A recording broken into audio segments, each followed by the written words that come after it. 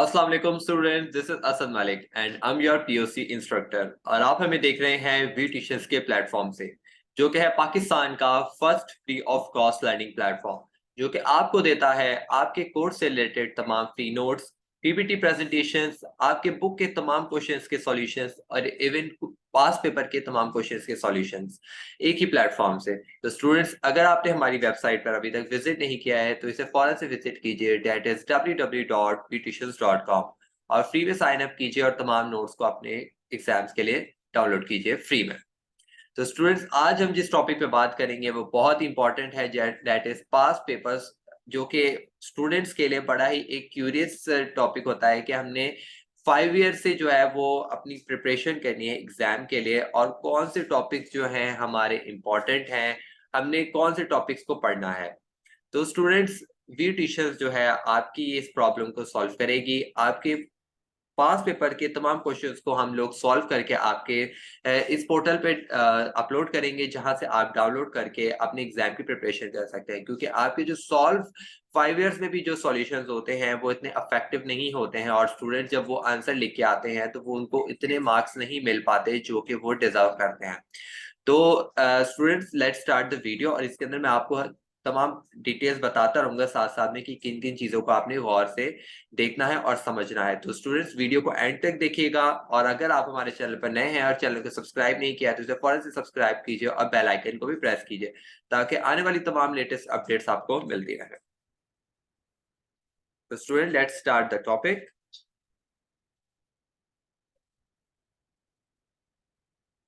हमारा टॉपिक यही है कि पास्ट पेपर्स के बारे में हम बात करने वाले हैं, और ऑलरेडी मैं 2022 का जो है पास्ट पेपर सॉल्यूशंस डाल चुका हूं, तो वो अगर आपने नहीं देखा है तो उसे भी आप देख लीजिए। ये आज हम बात करेंगे 2021 के बारे में कि 2021 में कौन से क्वेश्चंस आए थे और हमने उनका किस तरीके से जवाब देना है अपने एग्जाम्स में अच्छे मार्क्स लेने के लिए।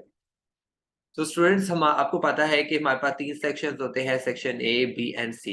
ए में आपको अपने एमसीक्यूज को सॉल्व करना होता है। सेक्शन बी जो है वो आपके लिए काफी इंपॉर्टेंट वो पार्ट होता है जहां से आप आराम से मार्क्स को गेन कर सकते हैं। तो यही पार्ट होता है। सेक्शन बी टोटली आपकी लक पे डिपेंड करता है, क्योंकि मोस्ट ऑफ द स्टूडेंट्स जो होते हैं वो बहुत ही कम लॉन्ग क्वेश्चंस को याद करके जाते हैं, और वहां पर वो बस लक पे बैठे हुए होते हैं कि पता नहीं उनका क्वेश्चन याद किया हुआ आएगा या नहीं आएगा। लेकिन पार्ट बी एक ऐसा पार्ट है कि जो कि मोस्ट ऑफ द स्टूडेंट जो है यहाँ से मार्क्स को गेन करते हैं। तो इसको आपने बड़े गौर से समझना है, और एटलीस्ट जो है आप सेक्शन बी में फुल मार्क्स गेन कर सकें। सबसे पहला सवाल है, the list the causes of dishonour of cheque.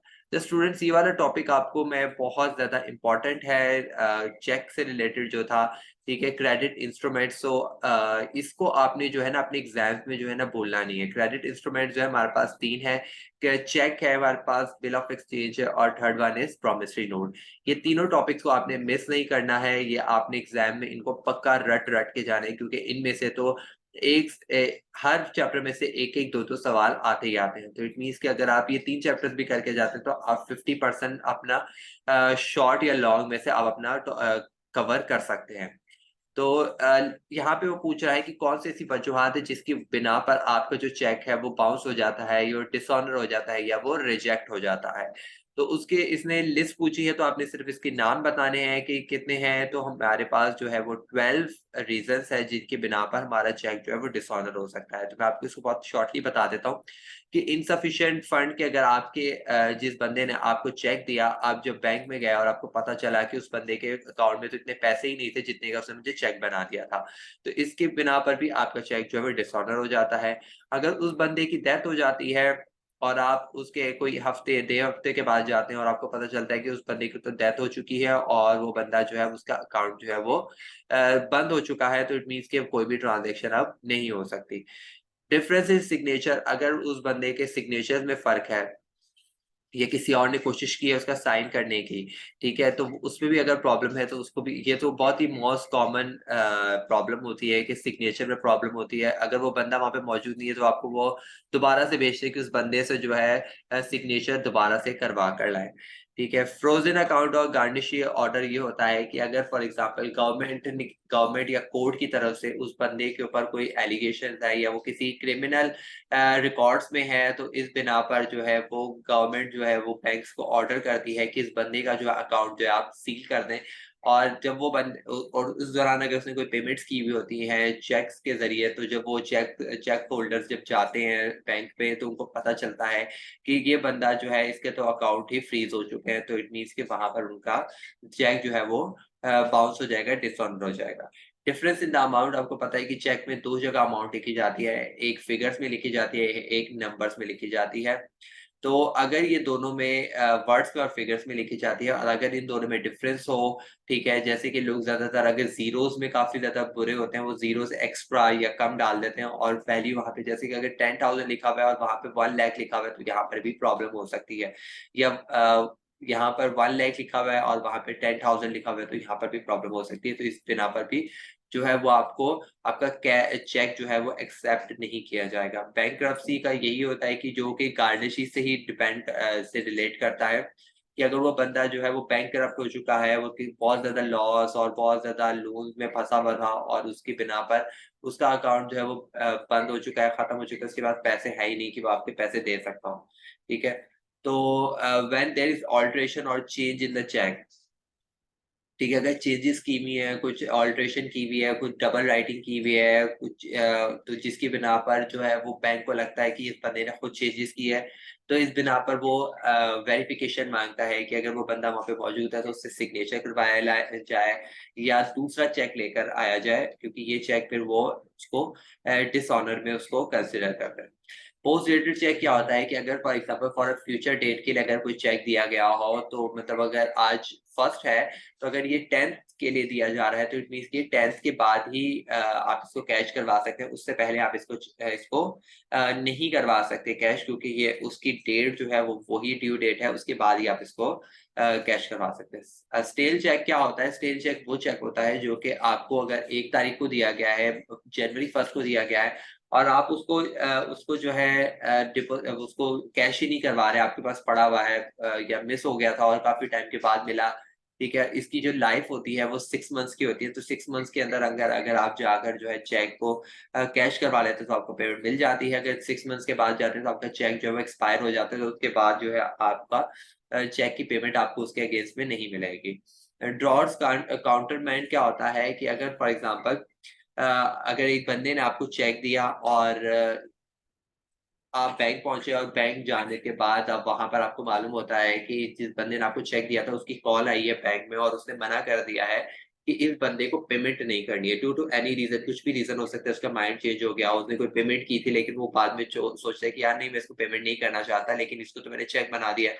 तो ये बैंक जाएगा तो उसको बैंक पैसे दे ना दे, तो वो बैंक जाकर उस बंदे की डिटेल्स देगा, तो वो बंदा जब भी वो चेक लेकर जाएगा तो उसका वो चेक बाउंस कर दिया जाएगा, रिजेक्ट कर दिया जाएगा कि आपको उस बंदे ने काउंटरमैंड कर दिया है, तो इट मीन्स कि हम आपको पेमेंट नहीं कर सकते। फॉल्स सिग्नेचर क्या होता है कि डिफरेंस इन सिग्नेचर से ही रिलेटेड होता है कि अगर वो जो है बैंकर जो होते हैं, अगर वो देखते हैं कि इस बंदे ने कोई जाली सिग्नेचर किया है, कुछ ये सस्पिशियस लग रहा है ये बंदा, तो इस बिना पर भी वो जो है वो वेरिफिकेशन करते हैं और उस बिना पर भी आपका चेक डिसऑनर हो सकता है कि अगर उनको ये वेरीफाई हो जाए कि ये आपने नहीं ये सिग्नेचर्स किए, ठीक है, और ये सस्पिशियस बंदा है और वो प्रूफ हो जाता है, तो इस बिना पर भी आपका चेक जो है वो रिजेक्ट हो सकता है। And normally in the cheque मतलब ये होता है कि अगर चेक जो है अपनी ओरिजिनल हालत में नहीं है, मतलब कि वो उस फटा हुआ है, जैसे कि लोगों की ज़्यादातर पॉकेट से पड़ा रह जाता है और वो ऐसे ही कपड़े धुल जाते हैं,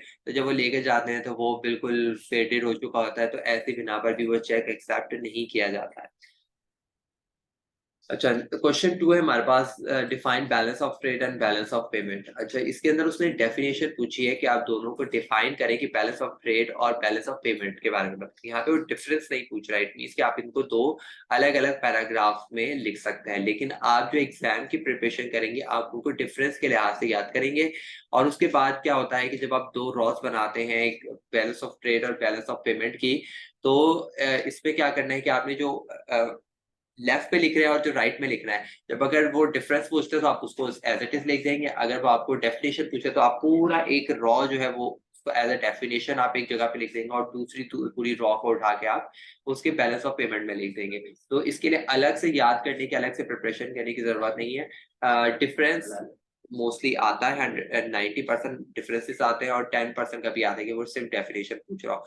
तो बैलेंस ऑफ ट्रेड होता है क्या, मैं आपको ऑलरेडी एक्सप्लेन कर चुका हूँ कि जब आप ये सिर्फ ट्रेडिंग को एनकरेज कर रहा होता है, उसी से रिलेटेड ये डिटेल्स बता रहा होता है कि आपके मुल्क में कितनी इंपोर्ट एक्सपोर्ट हो रही है, कितनी ज्यादा हो रही है, कितना मुल्क से पैसा जा रहा है, कितना आ रहा है, ये सारी की सारी जो है ये बैलेंस ऑफ ट्रेड के जरिए आपको पता चलता है। ये लिमिटेड नॉलेज है और ये बैलेंस ऑफ पेमेंट का एक पार्ट है। बैलेंस ऑफ पेमेंट सिर्फ ट्रेडिंग को नहीं बल्कि हर तरह की सर्विसेज, हर तरह की फाइनेंशियल सर्विसेज, सारी की सारी चीजों को, आपकी इकोनॉमी को संभालने के लिए जो सारी की सारी चीजें जो वो बैलेंस ऑफ पेमेंट कर रहा होता है। तो इसलिए बैलेंस ऑफ पेमेंट एक vast wide knowledge, wide information आपको प्रोवाइड करता है।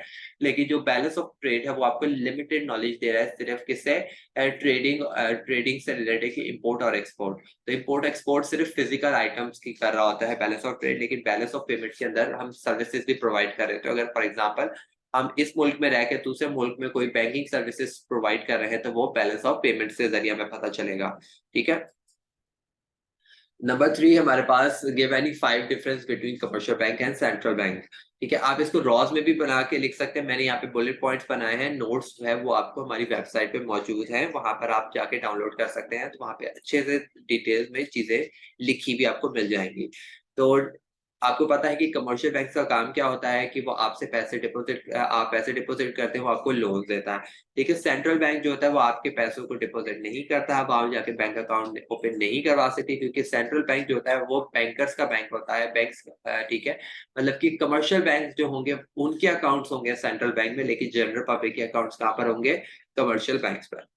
कंट्रोलर ऑफ करेंसी नोट्स क्या होता है कि करेंसी नोट्स को आपको पता है कि आपके जो मुल्क का जो पैसा है वो जो कितना पैसा मुल्क में आना चाहिए, कितना जाना चाहिए, कितने नोट्स को प्रिंट करना चाहिए, किस टाइम नोट को चेंज करना है, कौन से नोट को लाना है। तो ये सारी की सारी चीजों को कौन मैनेज कर रहा होता है, सेंट्रल बैंक, ना कि कमर्शियल बैंक। कमर्शियल बैंक के पास ये अथॉरिटी नहीं होती।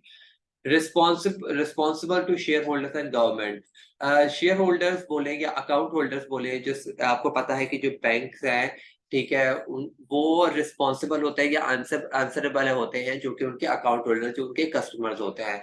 तो ठीक है, तो जो सेंट्रल बैंक होता है वो आपको आंसरेबल नहीं है, वो आपको नहीं बताएगा कि वो क्या कर रहा है, वो क्या नहीं कर रहा है। वो किसको आंसरेबल होगा, गवर्नमेंट को, क्योंकि वो गवर्नमेंट का बैंक है।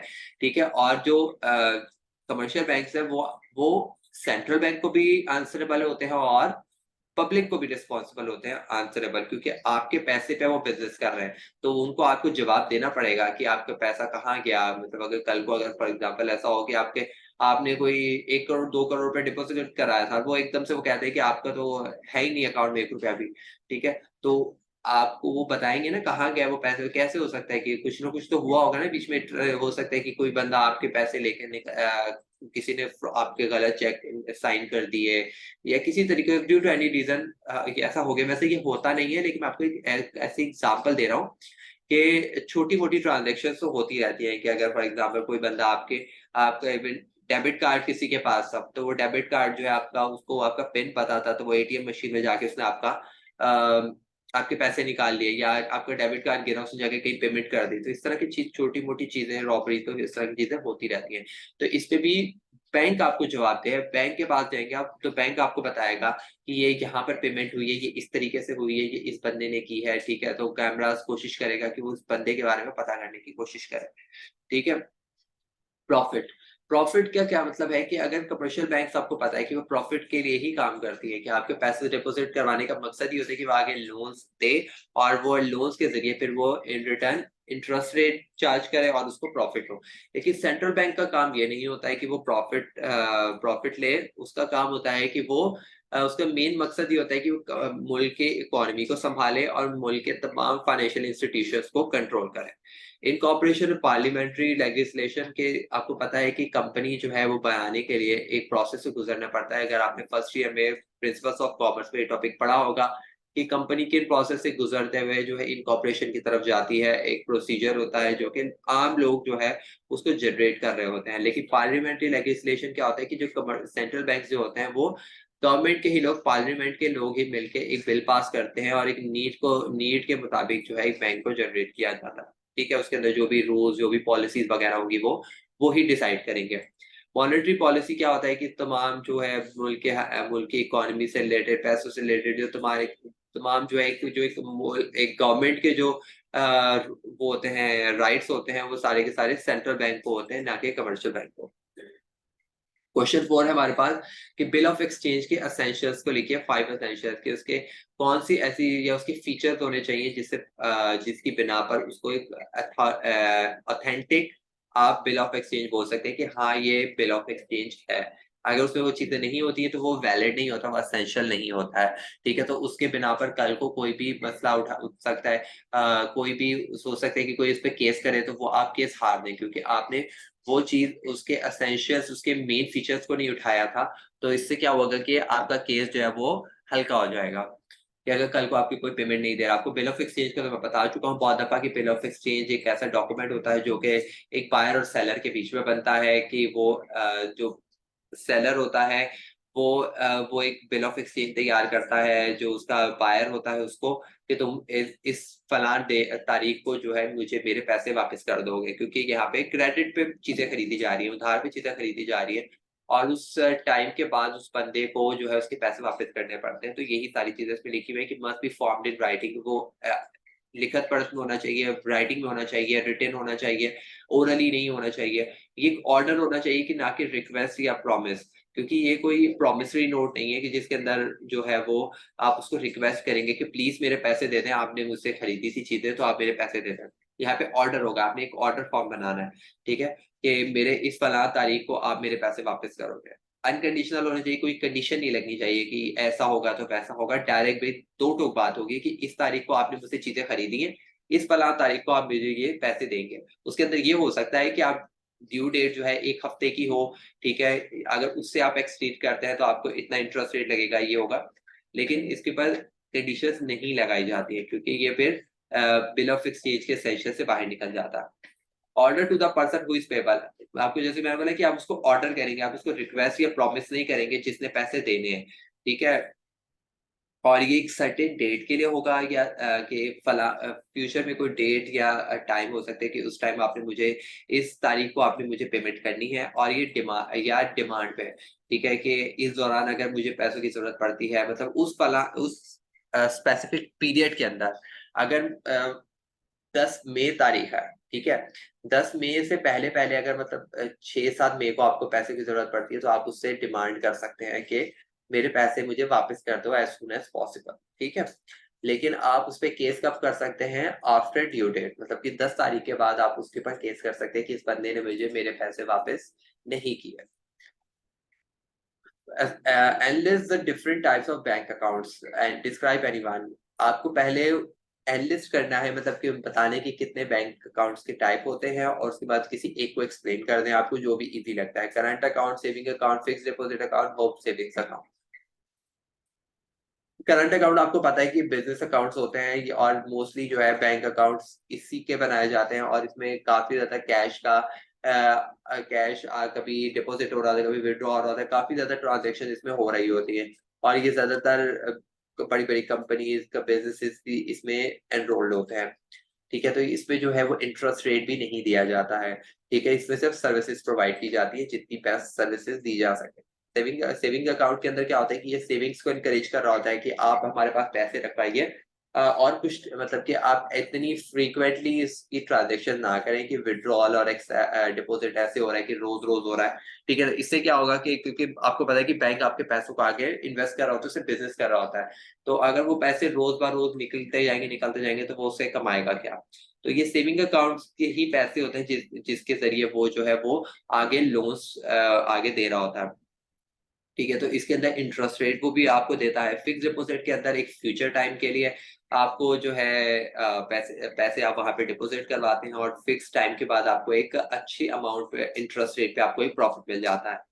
होम सेविंग अकाउंट भी अब एब्सोल्यूट हो चुका है, ये अब नहीं आता, मतलब लाइक अब ये सर्विसेज नहीं प्रोवाइड की जाती, लेकिन ये आपकी बुक में मौजूद है, तो इसकी वजह से मैंने यहाँ पर इसको ऐड कर दिया है। कि ये आपको घरों में सर्विसेज दी जाती थी कि कुछ लोग जो थे वो अपना पैसे जो थे वो नहीं लाते थे बैंक में। उनको यकीन नहीं आता था बैंक में कि बैंक में मैं क्यों जाके पैसे डलवाऊँ। अब तो आप लोग को बहुत ट्रस्ट है, आप लोग सबसे ज़्यादा यकीन बैंक्स पे कर रहे होते हैं। लेकिन एक टाइम था कि जिस टाइम पे बैंक्स पे लोग आना नहीं चाह रहे होते, तो उस टाइम पे उन्होंने एक रास्ता निकाला था कि ठीक है, अगर आप लोग बैंक में पैसे नहीं डलवाना चाहते, तो हम आपके घरों में जाके लॉकर बनाएँगे और वहाँ पर आप पैसे डिपॉज़िट कर दें, ठीक है? तो आपको हमारे पास आने की ज़रूरत नहीं है। तो वो इसके ज़रिए कुछ चार्जेस वग़ैरह इस तरह के कुछ अलग तरीके होते थे, जिसके बिना पर ये चीज़ें चल रही होती थी। लेकिन वो इतना सिक्योर नहीं था, तो फिर वो एक टाइम के बाद वो फिर खत्म कर दिया गया। क्रॉस चेक क्या है और जनरल क्रॉसिंग, यहाँ पे सॉरी स्पेशल क्रॉसिंग की बात हो रही है। मैं यहाँ पे बाय मिस्टेक जनरल क्रॉसिंग लिख दिया गया है। स्पेशल क्रॉसिंग के बारे में आपसे पूछ रहा है, ठीक है? कि क्रॉस चेक आपको पता है कि क्रॉस चेक जो होता है ये एक स्पेशल टाइप ऑफ चेक होता है, जो कि आप इसको कैश नहीं करवा सकते। आपको इसको डायरेक्ट जो है अपने अकाउंट में डिपॉज़िट करवाना पड़ता है, ठीक है? इसकी निशानी क्या होती है पहचानने की, कि आपकी चेक के टॉप कॉर्नर के लेफ्ट टॉप कॉर्नर पे दो पैरेलल लाइंस होती हैं, जिसके अंदर जो है या तो वो प्लेन हो सकती है या उसपे नॉट नेगोशिएबल अकाउंट पे या बैंक का नेम हो सकता है। इसकी वजह से क्या होता है कि एक कंडीशन लगा दी जाती है कि या तो कोई भी बंदा जो है इसको जाके डिपॉजिट करवा सकता है, या तो वो स्पेसिफिक बंदा या वो स्पेसिफिक बैंक में जाके ये जो है चेक जो है ये डिपॉजिट होगा। इसके अलावा कोई और इसको आसानी से नहीं किया जा सकता। मतलब जैसे बेरर चेक है, ओपन चेक है, इनका ये होता है कि आपको किसी ने चेक दी, उसने पेमेंट आपको चेक बना के दिया, आप बैंक गए, बैंक जाके उसने आपको देखा कि हाँ ये चेक ठीक है, उसी टाइम वो आपको पेमेंट कर देता है। लेकिन क्रॉस चेक थोड़ा-सा स्पेशल टाइप ऑफ चेक होता है और ये सिक्योर होता है, ठीक है? तो ये ज़्यादातर बड़े-बड़े बिज़नेसेस में और कंपनीज़ में इसको इस्तेमाल किया जाता है, जब आपको सैलरीज़ वगैरह दी जाती है, तो उसके अंदर क्रॉस चेक को दिया जाता है और ये ज़्यादातर बड़ी पेमेंट्स के लिए किया जाता है, ना कि छोटी पेमेंट्स के लिए। अगर एक 6-7 हज़ार रुपए का, 10 हज़ार रुपए का चेक होगा, तो उसको क्रॉस करने की उसको ज़रूरत नहीं है। स्पेशल क्रॉसिंग क्या होती है कि जनरल क्रॉसिंग तो वही होती है ना कि अगर आपको नॉर्मल में उसने 2 क्रॉस बना दिए पैरेलल लाइन के, तो इससे क्या होगा कि उसमें भी आप कैश नहीं करवा सकते। उसके अंदर सिर्फ फ़ायदा ये होगा आपको कि अगर आप खुद बैंक नहीं जा सकते, तो आप अपने दोस्त को, भाई को, बेटे को आपने भेजा और उसको बताया कि मेरे अकाउंट में जाके डिपॉज़िट करवा दो। तो वो बेटे के अकाउंट में डिपॉज़िट नहीं होगा, वो आपके ही अकाउंट में डिपॉज़िट करवा सकता है सिर्फ। तो आपके अकाउंट में जाके वो पैसे डिपॉज़िट हो जाएँगे, ठीक है? तो उसके अंदर स्पेशल क्रॉसिंग के अंदर ये होता है कि सिर्फ़ वो ही बंदा या वो ही बैंक में जाके पैसे डिपॉज़िट होंगे, इसके अलावा और किसी बैंक में, जैसे कि अगर बैंक नेम के अंदर अगर वो लिख देता है कि फैसल बैंक डीएचए ब्रांच, ठीक है? तो इट मीन्स कि वो सिर्फ़ फैसल बैंक में नहीं, बल्कि सिर्फ़ डीएचए की ब्रांच के फैसल में वो आपके पैसे डिपॉज़िट होंगे। किसी भी फैसल बैंक में जाके आपके वहाँ वो चेक एक्सेप्ट नहीं होगा, सिर्फ डीएचए की ब्रांच ही वो चेक को एक्सेप्ट करेगी। तो ये होता है स्पेशल प्रोसेस। उसके बाद हमारे पास शॉर्ट जो है वो है, लास्ट शॉर्ट जो है वो है कि explain the functions of central bank as the lender of the last resort. अच्छा, ये आपको अलग से भी आ सकता है कि right a note on lender of the last resort, और इस तरीके से फंक्शंस में भी आ सकता है। तो आपको पता है कि सेंट्रल बैंक का एक बड़ा इंपॉर्टेंट ये फंक्शन होता है कि ये land of the last resort का एक समझे कि एक इसको नाम दिया गया है। तो इसका मतलब ये है कि अगर कल को कमर्शियल बैंक्स को कोई भी पैसों की जरूरत पड़ती है, तो वो लोन्स कहाँ से लेती है, वो सेंट्रल बैंक उसको लोन प्रोवाइड कर रही होती है, अगर कल को सेंट्रल बैंक कमर्शियल बैंक को पैसों की जरूरत पड़े, ठीक है? तो it carries out this duty by offering loans secured by securities, treasury bills as well as by rediscounting of this. क्या करती है, या तो उनको लोन्स दे रही होती है, उनको अपने शेयर्स मतलब उनसे शेयर्स खरीद लेती है, ठीक है, उनके, या उनसे बॉन्ड्स खरीद लेती है, या क्या करती है कि उनसे जो उनके पास बिल ऑफ एक्सचेंज उन्होंने डिस्काउंट किए हुए होते हैं, इट मीन्स जो उन्होंने बिल ऑफ एक्सचेंज खरीदे हुए होते हैं कस्टमर से, वो आगे सेंट्रल बैंक को भेज देते हैं। तो सेंट्रल बैंक मतलब जब कमर्शियल बैंक खरीदेगा तो it will be discount bill of exchange, और जब सेंट्रल बैंक कमर्शियल बैंक से खरीदेगा तो it will be rediscounting bill of exchange, ठीक है? तो ये चीज को आपने ध्यान में रखना है। उसके बाद हमारे पास सेक्शन सी के, अच्छा ये पेपर जो है ये काफी शॉर्ट है, क्योंकि ये आपके पैंडेमिक पीरियड में आया था, कोविड-19 के दौरान आपको एग्जाम आए थे, तो इसलिए ये शॉर्ट है। तो इतना वैसे आपके एग्जाम में इतना छोटा पेपर नहीं होता है, ठीक है? तो इसके अंदर काफी स्पेसिफिक एग्जाम था, तो ये आपको था भी 2 आवर्स का एग्जाम था, तो आपने इसको प्रैक्टिस तो करनी है, लेकिन आपने इस पैटर्न को फॉलो नहीं करना। पैटर्न आपने जो 2022 के अंदर मैंने दिया है उस पैटर्न को फॉलो करना है, क्योंकि उसी लिहाज से आपका एग्जाम आएगा। ठीक है, 7 क्वेश्चन नहीं होते बल्कि ये 11 क्वेश्चन होते हैं, जिसके अंदर आपने 7 क्वेश्चन को सॉल्व करना होता है। अच्छा, explain the methods of credit control. अच्छा, क्रेडिट कंट्रोल का मतलब ये होता है कि जो बैंक जो है वो लोन दे रही है, कमर्शियल बैंक जो जनरल पब्लिक को, बिजनेसेस को, लोगों को लोन दे रही है, उसको कंट्रोल कैसे किया जाए। क्योंकि अगर क्रेडिट जो है, लोन जो है वो बहुत ज्यादा मार्केट में दे दिया जाएगा, या जिस चीज की नीड नहीं है उससे ज्यादा कोई चीज की जाए, तो क्या होता है, वो किसका बाइस बनता है, वो इन्फ्लेशन का बाइस बनता है, और इंस्टेबिलिटी और आपकी इकोनॉमी में काफी ज्यादा प्रॉब्लम्स आते हैं। तो इसकी वजह से ये क्रेडिट कंट्रोल करने वाला कौन होता है, कौन क्रेडिट को कंट्रोल कर रहा होता है, सेंट्रल बैंक। तो इट मीन्स की जो भी मैं आपको समझाऊंगा ये सारे का सारा क्रेडिट सेंट्रल बैंक का काम हो रहा होगा। ये सारी की सारी चीजें कौन कर रहा होगा, सेंट्रल बैंक कर रहा होगा। और किसके साथ कर रहा होगा, कमर्शियल बैंक्स के साथ। ठीक है, मतलब कि कमर्शियल बैंक्स को जो जो वो ऑर्डर कर रहा होगा उस लिहाज से कमर्शियल बैंक से उस तरीके से चलना पड़ेगा। तो वो दो मेथड्स के जरिए चल रहा होता है, 2 मेन मेथड्स हैं। और आपके एग्जाम में ना क्वांटिटेटिव और क्वालिटेटिव के नाम से भी अलग अलग क्वेश्चन में भी आ सकता है शॉर्ट में। तो आपने ध्यान में रखना है कि क्वांटिटेटिव कौन से हैं और क्वालिटेटिव कौन से हैं।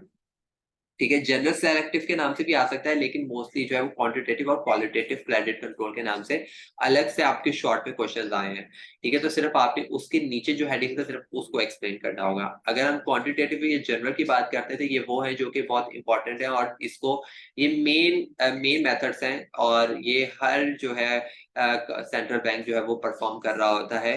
ठीक है, अगला जो है वो सेलेक्टिव होता है, तो वो कभी कभार अगर जरूरत के तहत उसको इस्तेमाल करना पड़ रहा होता है। ठीक है, वो सेकेंडरी होता है। सबसे पहले हमारे पास बैंक रेट पॉलिसी के, अगर आपको पता है कि जो बैंक आपको इंटरेस्ट रेट दे रहा होता है, जो आपको आपके लोन्स के ऊपर या आपको कोई भी सर्विसेज प्रोवाइड करेगा, तो उसके इन रिटर्न जो वो इंटरेस्ट रेट चार्ज करता है उसको हम इंटरेस्ट रेट बोलते हैं। लेकिन जो रेट पे बैंक, कमर्शियल बैंक जो है वो सेंट्रल बैंक से लोन लेगा, ठीक है, या अपने बिल ऑफ एक्सचेंज को रेट डिस्काउंट कराएगा। जैसे कि मैंने इससे पहले लेंडर ऑफ लार्ज रिजॉर्ट वाला बताया कि अगर बैंक सेंट्रल बैंक से लोन लेता है, तो सेंट्रल बैंक उसको बैंक रेट पे जो है वो लोन प्रोवाइड करेगा। इट मीन्स के बैंक रेट जो है वो बैंक टू बैंक होता है, central bank to commercial bank होता है। और अगर commercial bank to general public की बात की जाए, मार्केट की बात की जाए, तो वहां पे इंटरेस्ट रेट का वर्ड यूज किया जाता है।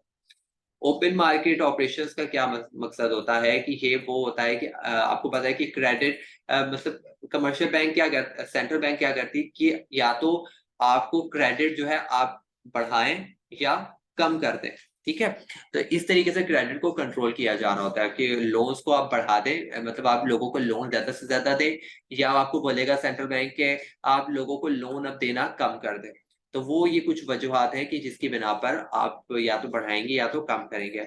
अगर फॉर एग्जांपल मुल्क के हालात अच्छे नहीं है, ठीक है, तो वो क्या करेगी, गवर्नमेंट क्या करेगी कि अपने, आपको पता है कि गवर्नमेंट भी अपने बॉन्ड्स जो है वो मार्केट में इशू करती है, और उसकी बड़ी डिमांड होती है। ठीक है, तो अगर उसको अपने पैसों को कम कर, मतलब के मुल्क के हालात अच्छे नहीं होंगे, तो वो लोन को कम करने का बोलेगा, एक्सट्रैक्ट करने को बोलेगा। ठीक है, और अगर मुल्क के हालात अच्छे होंगे तो वो कहेगा कि ठीक है आप लोन लोगों को ज्यादा से ज्यादा दें। तो इस दौरान जब वो बोलेगा कि लोन क्रेडिट को एक्सपेंड करें, तो वो बोलेगा कि मेरे आप जो है वो लोगों से अपने शेयर्स को, बॉन्ड्स को खरीदना शुरू करेगा। ठीक है, तो अच्छे अमाउंट पे तो लोग उसको ज्यादा से ज्यादा अपने बॉन्ड्स को जाके बेचेंगे गवर्नमेंट को, तो उनको प्रॉफिट हो जाएगा। ठीक है, अगर वो कॉन्ट्रैक्ट बोलेगा तो वो क्या करेगा कि अपने अपने बॉन्ड जो है वो मार्केट में बेचेगा, और लोग जो है, मतलब कि जब जाहिर सी बात है जब गवर्नमेंट को जरूरत होगी पैसों की, तो वो अपने बॉन्ड्स इशू करेगी और लोग खरीदेंगे, और बैंक को वो, गवर्नमेंट को वो पैसे मिल जाएंगे जो कि वो आगे इस्तेमाल कर सकती है। हमारे पास है change in the reserve ratio के, आपको पता है कि गवर्नमेंट जो है वो जो सेंट्रल बैंक है वो सेंट्रल कमर्शियल बैंक से एक अमाउंट चार्ज करती है, जो कि एज अ रिजर्व जो है हर कमर्शियल बैंक को सेंट्रल बैंक के पास डिपॉजिट करवाना पड़ता है और सिक्योरिटी रीजंस। ठीक है, तो उसमें चेंजेस आना, उसको कंट्रोल करना भी सेंट्रल बैंक का काम है।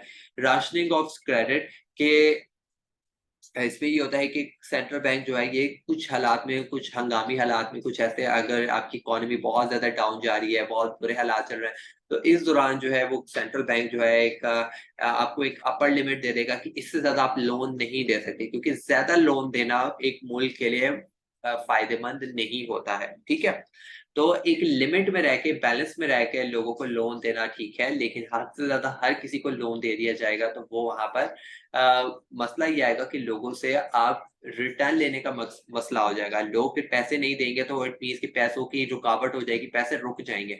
तो वो पैसों की फ्लो जो है ना वो चलती रहनी चाहिए। तो इसलिए हर किसी को आप लोन नहीं दे सकते। तो उसके बाद है सेलेक्टिव। सेलेक्टिव के अंदर क्या होता है, हमारे पास सबसे पहले मोरल पर्सुएशन की, मतलब उनको काउंसलिंग करना, उनको समझाना कि किस तरीके से जो है उनको गाइड करना कि लोन क्रेडिट को कब बढ़ाना है, कम करना है, सारी मॉरल पर्सुएशन में आ जाता है। डायरेक्ट एक्शन के अंदर ये होता है कि अगर फॉर एग्जांपल बैंक जो है वो आपकी बातों को नहीं सुन रहे, कमर्शियल बैंक्स वो अपनी मनमानी कर रहे हैं, आपके रूल्स को वायलेट कर रहे हैं, तो आप उनके अगेंस्ट जो है केस कर सकते हैं, उनके उनकी ट्रांज़ैक्शंस को रोक सकते हैं, आप उनको स्टॉप कर सकते हैं, उनके फंक्शंस को। सेंट्रल बैंक के पास ये अथॉरिटी होती है। पब्लिसिटी क्या होता है कि आपको कि सेंट्रल बैंक जो है हर ईयरली, मंथली या वीकली जो है एक मैगज़ीन्स में उसकी सेंट्रल बैंक की डिटेल्स आती है, जिसके अंदर वो तमाम बैंक्स के बारे में बता रहा होता है, कि हमारी इकोनॉमी के बारे में बता रहे होते हैं। और इस दौरान अगर फॉर एग्ज़ाम्पल कोई बैंक बहुत अच्छा परफ़ॉर्म कर रहा है, तो वो उसके बारे में बात करेगा। अगर कोई बैंक बहुत बुरे हालात में है, तो उसके बारे में बात करेगी। तो इसलिए बैंक बहुत ज़्यादा डरते हैं कि हमारे बारे में बुरा ना लिखा जाए, क्योंकि सेंट्रल बैंक जब कुछ किसी के बारे में बुरा बोलेगा, तो ऑटोमेटिकली लोग उसको पढ़ेंगे, लोग उसको समझेंगे और लोगों की दिमाग में उसकी एक इमेज बहुत बुरी चली जाएगी। अगर कोई बैंक जो है ड्यू टू एनी रीज़न किसी केस में फँस गया, किसी ब्लैक लिस्ट में आ गया, कुछ ऐसी चीज़ कर दी, उसने कोई वायलेट कर दिया लॉ को, जो कि सेंट्रल बैंक जो है सब लोगों को बताना चाहता है कि इस बैंक से बचें, बैंक में पैसे डिपॉज़िट नहीं कराएँ। तो इसकी वजह से पब्लिसिटी बहुत इम्पोर्टेंट चीज़ है। क्वेश्चन 2 है हमारे पास कि define commercial bank and describe it's functions. ये मैं बहुत डिटेल में ऑलरेडी जो है इसके ऊपर टॉपिक बता चुका हूँ, तो इसकी वजह से मैं यहाँ पे बहुत शॉर्टली बताऊंगा। आपको पता है कमर्शियल बैंक का मेन मकसद क्या होता है कि वो आपसे accepting deposits and pay out loans, discounting bill of exchange, payment against cheques. ये कमर्शियल बैंक का काम होता है कि वो आपसे पैसे डिपॉजिट कराता है, आप उसके बाद उसी पैसों को आगे इन्वेस्ट करता है, प्रॉफिट कमाता है, आपको जो है वो लोन्स दे रहा होता है, आपको क्या कर रहा होता है कि अगर आपको कल को बिल ऑफ एक्सचेंज को बेचना है, तो वो आके खरीद लेगा उसको डिस्काउंटिंग रेट पे, ठीक है? आपकी चेक्स जब आप लेके आते हैं, तो उसके अगेंस्ट में आपको पेमेंट्स कर रहा होता है या अदर फाइनेंशियल सर्विसेज़ दे रहा होता है, डेबिट, क्रेडिट कार्ड्स की अलग-अलग किस्म की सर्विसेज़ दे रहा होता है, ठीक है? तो हमारे पास टॉप कमर्शियल बैंक्स कौन से हैं? हमारे पास कमर्शियल बैंक्स पाकिस्तान की हबीब बैंक, मुस्लिम कमर्शियल बैंक मतलब जिसको हम एमसीबी बैंक बोलते हैं, ठीक है? अलाइड बैंक है, ये हमारे मेन बैंक्स हैं। मीज़ान बैंक में भी आ गया, फैसल बैंक, अल हबीब बैंक, ये सारे के सारे कमर्शियल बैंक्स हैं। फंक्शंस क्या है हमारे पास? सबसे पहले मैं आपको बता चुका हूँ कि एक्सेप्ट डिपॉज़िट, आपके वो पैसे आपसे डिपॉज़िट करवाता है, ठीक है? उसके बाद उन्हीं पैसों को आगे दूसरे लोगों को लोन्स देता है उन्हीं से, और उससे क्या करता है कि वो पैसे प्रॉफिट कमाता है, और वो प्रॉफिट कमाता है किस तरीके से कमाता है कि वो आपके ऊपर इंटरेस्ट रेट लगाता है। इंटरेस्ट रेट क्या होता है कि एक अमाउंट जो कि आप फिक्स टाइम मतलब हर टाइम के बाद एक फिक्स्ड अमाउंट आपके प्रिंसिपल अमाउंट पे लगती है, कि अगर 10% पे आपको लोन दिया गया, तो जब आप पैसे देंगे तो वो प्रिंसिपल अमाउंट भी देंगे, और ऊपर 10% जो उस प्रिंसिपल अमाउंट का 10% बनेगा वो भी इंक्लूड करके आप उसको बैंक को देंगे। तो इस तरीके से बैंक प्रॉफिट जनरेट कर रहा होता है। क्रेडिट कैश क्या होता है कि जब आपको लोन दे रहा है, तो वो आपको कैश की हालत में नहीं दे रहा, आपके बैंक ट्रांसफर कर रहा है। तो इससे क्या होता है, बैंक को फायदा ये होता है कि आप उनके अकाउंट होल्डर भी बन जाते हैं। वो रूल ये रख देता है कि अगर आप बैंक का अकाउंट ओपन करवाएंगे, तो तभी हम आपको लोन देंगे। डिस्काउंटिंग बिल ऑफ एक्सचेंज, अगर आप डिस्काउंट बिल ऑफ एक्सचेंज बेचना चाहते हैं, आपको आपको पैसों की जरूरत पड़ गई है और ड्यू डेट जो है वो 2-3 महीने के बाद है, तो इस दौरान अगर आप bill of exchange commercial bank को बेचना चाहें, तो बिल ऑफ एक्सचेंज वो खरीद लेता है, लेकिन एक्चुअल अमाउंट पे नहीं, डिस्काउंटिंग अमाउंट पे। कि अगर वो 10,000 रुपए का बिल ऑफ एक्सचेंज है, तो बैंक आपको 9,000 रुपए देगा, 8,000 रुपए देगा बाकी, लेकिन वो लेगा अगले बंदे से एक्चुअल 10,000 रुपए ही, लेकिन आपको वो डिस्काउंटिंग में देगा। ओवरड्राफ्ट फैसिलिटी कि अगर कल को, ये ज़्यादातर करंट अकाउंट्स में होता है कि अगर आपकी पेमेंट कहीं करनी थी, ठीक है? या आपने कोई डिपॉज़िट करवाने थे, ठीक है? तो वहाँ पर 10,000 रुपए की पेमेंट थी, लेकिन आपके अकाउंट में 8,000 रुपए थे। तो वो जो 2,000 रुपए हो जाएगी, वो ओवरड्राफ्ट हो जाएगा आपके अकाउंट में, आपके अकाउंट में नेगेटिव चला जाएगा, लेकिन बैंक आपको फैसिलिटी प्रोवाइड करेगी, आपकी पेमेंट आगे आपके बिहाफ़ पे कर देगा। तो इट मीन कि वहाँ पे चेक जो है आपका, जैसे मैंने डिसऑनर वाली बात की थी, कि यहाँ पे डिसऑनर नहीं होगा, आपकी पेमेंट आके कर दी जाएगी। क्योंकि आपकी इमेज अच्छी होगी बैंक की नज़र में, और बैंक समझेगा कि एक मेरा अच्छा क्लाइंट है, ये पैसे दे देता है, तो वो आपकी ओवरड्राफ्ट की आपको फैसिलिटीज़ प्रोवाइड कर देता है। सिक्योरिटीज़ बाइंग एंड सेलिंग के क्या कर रहा होता है कि बैंक जो होता है वो अंडरराइटर का काम कर रहा होता है यहाँ पर। कभी-कभार वो अपनी as an investment different different companies के शेयर्स को खरीद रहा होता है, और कभी-कभी कुछ कंपनीज़ जो है अपने शेयर्स को बैंक के ज़रिए बिकवा रही होती है। उसके बाद है वहाँ पे लॉकर फैसिलिटीज़, कि लॉकर फैसिलिटीज़ भी दे रहा होता है बैंक, ठीक है? कि आप अगर अपने वैल्यूएबल आइटम्स को अगर आप रखना चाहते हैं तो आपको लॉकर फैसिलिटीज़ देगा। फॉरेन एक्सचेंज की अगर आप इम्पोर्ट एक्सपोर्ट का बिज़नेस कर रहे हैं तो ये बैंक, कमर्शियल बैंक सबसे आगे आते हैं आपको ऊपर उस फैसिलिटीज़ को परफ़ॉर्म करने में। क्योंकि पैसों के आपको पता है जो ट्रांज़ैक्शंस होती रहती है, आपको लेटर ऑफ क्रेडिट इश्यू करता है कि इम्पोर्टर और एक्सपोर्टर के बीच में एज़ अ मिडलमैन काम कर रहा होता है, कि ताकि आप लोग सेफली जो है ट्रांज़ैक्शन को कर सकें। क्रेडिट कार्ड, डेबिट कार्ड्स की फैसिलिटीज़ प्रोवाइड कर रहा होता है कि आप लोग अपने हाथ में कैश नहीं लेके जाएँ, बल्कि आप डेबिट कार्ड, क्रेडिट कार्ड रखें, ठीक है? और इसी के ज़रिए आप पेमेंट करें। एजेंसी सर्विसेज़ दे रहा होता है, एजेंसी सर्विसेज़ के ज़रिए क्या कर रहा होता है कि दूसरों के बिहाफ़ पे काम कर रहा होता है, ये भी अंडरराइटर का ही काम कर रहा होता है, लेकिन ये थोड़ा-सा डिफरेंट होता है। जैसे कि आप लोग बिल वगैरह बिल, बिजली के बिल, गैस के बिल, डिफरेंट डिफरेंट यूनिवर्सिटीज़ के वाउचर्स वगैरह जाके बैंक्स में जाके पे कर रहे होते हैं, तो वो एज़ एन एजेंट काम कर रहा होता है।